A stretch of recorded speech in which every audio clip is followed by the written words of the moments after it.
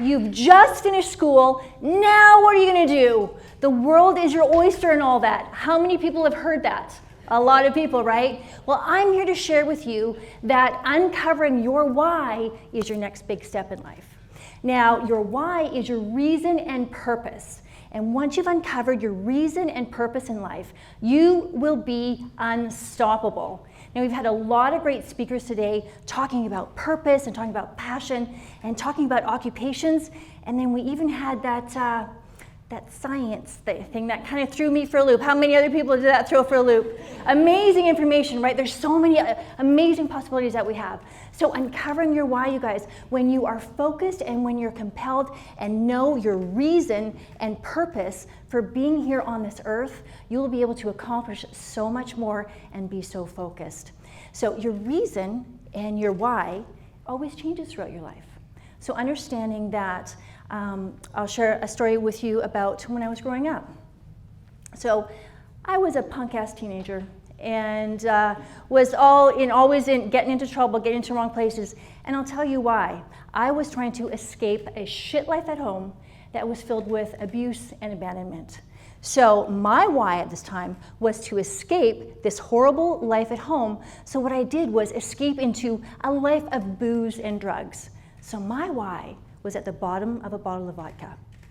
So going into grade 8, I realized that I'm at the bottom of the food chain. So I've got to amp up this tough chick thing, right? You know, when you're in school, there's that tough chick that's there with a snarl. They got their really dark eyeshadow and they eat nails for breakfast. Well, I was trying to be that because, again, with the escaping, my why was also the survival and the protection. And if people feared me, then they'd be at an arm's length from me. So going into grade 8, realizing that, I was kicked out of school more times than I care to remember. Principal's office was a revolving door. I think a couple of you are here the same way, right? And for me, it was all about, again, protecting and escaping. So I kept on cultivating this persona of Jill's a tough chick. And you guys, the sad thing was I kept on just trying to emulate that. I would burn myself and I would cut myself because I wanted people to think that I had been in fights, to think that I was a tough person. And inside, I was this scared, lonely, loveless little girl.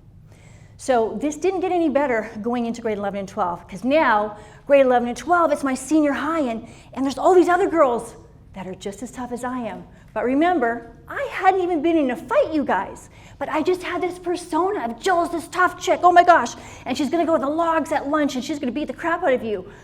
I didn't know how to fight. I didn't know the first thing. I knew how to burn and scar myself, but I didn't know how to fight. So now, grade 11, there's a lineup of other girls just like me, and they want to fight me, or so I think.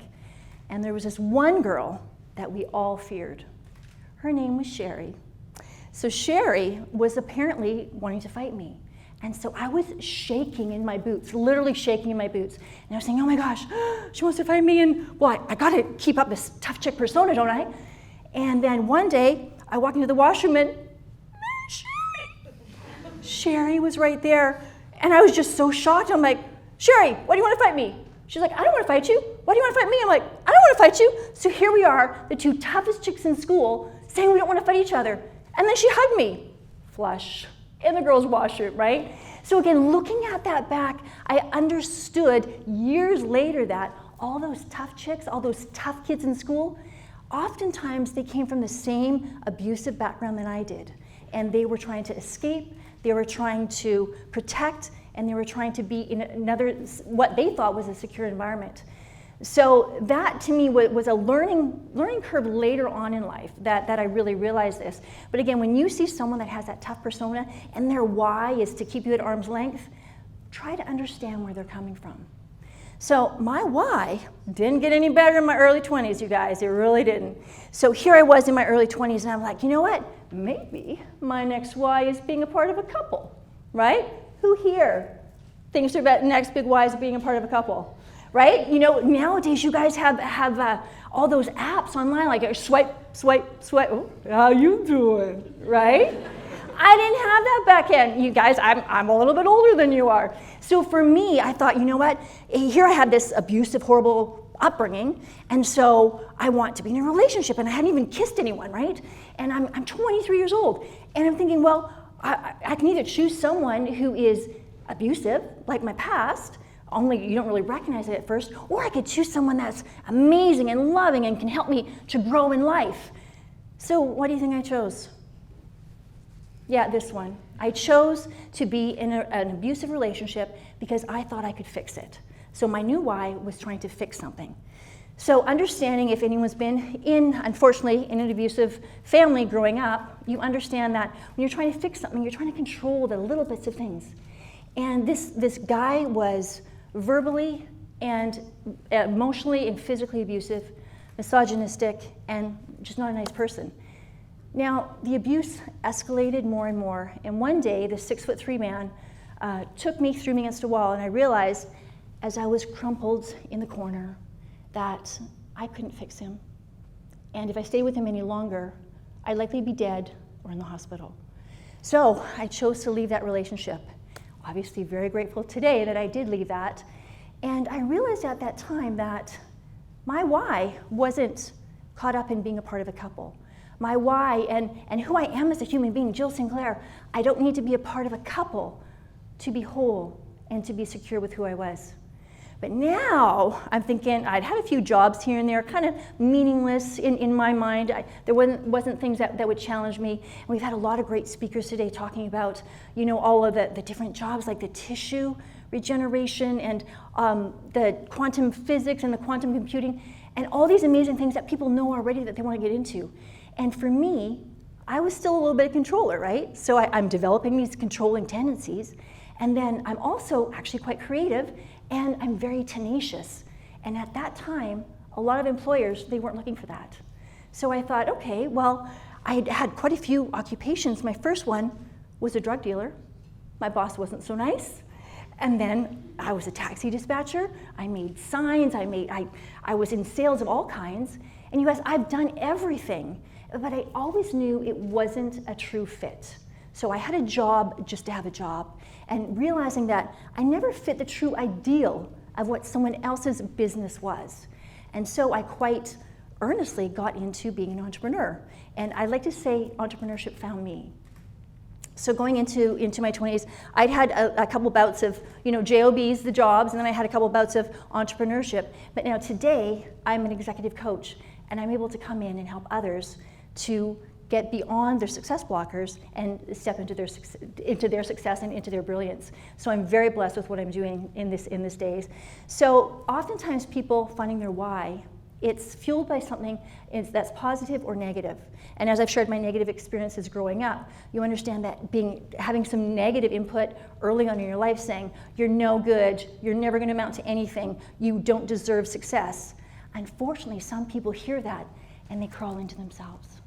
And they believe that, and they succumb to that, and they live a life that is never about their true self and never about their true brilliance. And then you have other people who are like, I'll show you, I'll prove you wrong, I'm gonna be everything that you said I couldn't be. And that fuels them, you guys. I know I was fueled by that, right? So again, the fueling of your whys always changes throughout your life. And also another thing to think about is people are fueled by rewards. The rewards that they'll get.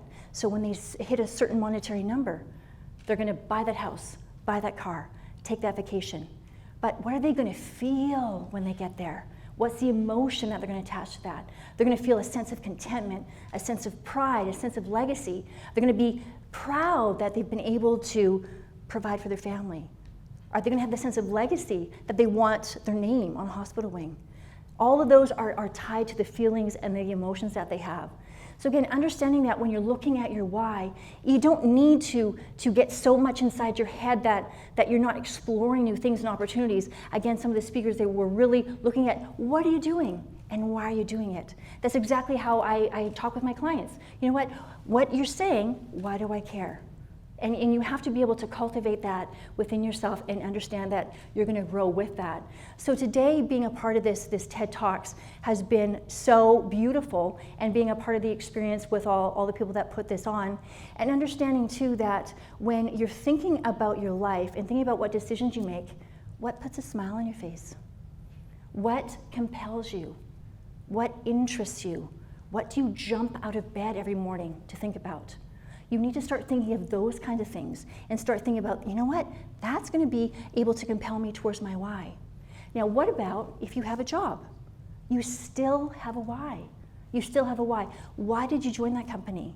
Was it for a purpose? You want to be a part of something bigger? Was it for the protection of being a part of a company? Was it for the security of being a part of a company?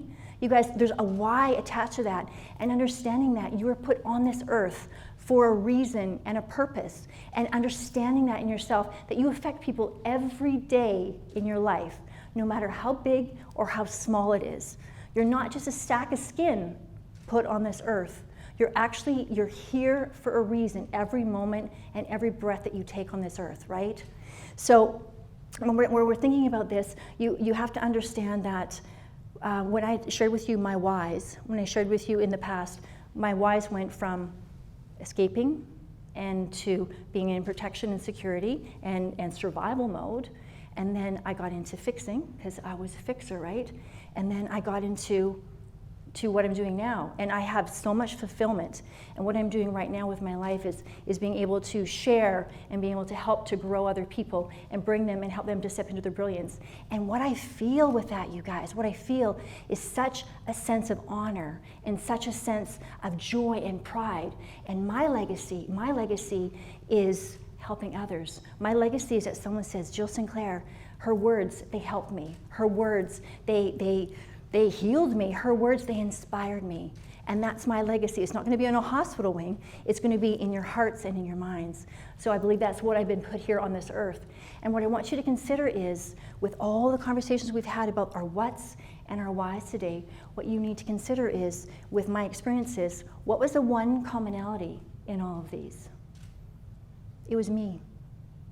The one commonality in all my stories, I, Jill Sinclair, am my reason and purpose. I, Jill Sinclair, am my why. You are your reason and purpose. You are your why. Thank you.